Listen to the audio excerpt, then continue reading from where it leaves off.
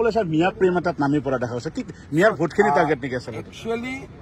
মিয়াক মৰম কৰাত কোনো বাধা নাই মইতো নিযুত মইনা দিছো মইতো অৰুণোদয় দিছো কিন্তু সকলোকে ভাল ৰাস্তা দেখুৱাটো আমাৰ দায়িত্ব যে ফৰেষ্টত সোমাব নালাগে ভিজিআৰ পিজিআৰত সোমাব নালাগে য'ত ঘৰ আছে তাতে থাকো উজনিত যাব নালাগে উত্তৰ অসমত যাব নালাগে এতিয়া শিলচৰৰ পৰা লখিমপুৰত যোৱাটো কোনো দৰকাৰ নাই আমাৰতো অসমীয়া মানুহ কেতিয়াও নাহে চাকৰি সূত্ৰ আহিলে ভাড়া ঘৰ লৈ গুচি যায় গতিকে সকলোকে ভাল কথা শিকাব লাগে এই এভিকশ্যনে মানুহক ভাল কথা শিকাই আছে যে হয় ধুবুৰীতো এভিকশ্যন হোৱা নাই গোৱালপাৰাতো হোৱা নাই ফৰেষ্টতহে হৈছে ৰেভিনিউটো ক'তো হোৱা নাই চৰততো এভিকশ্যন হোৱা নাই কোনোবা চৰত এভিকশ্যন হৈছে নেকি কিন্তু ফৰেষ্টত যে আমি সোমাব নালাগে সেইটো চবেই শিকিব লাগে কাৰণ ফৰেষ্ট কাটাৰ কাৰণেতো এতিয়া ইমান গৰমত আমি চবেই ঘামি আছো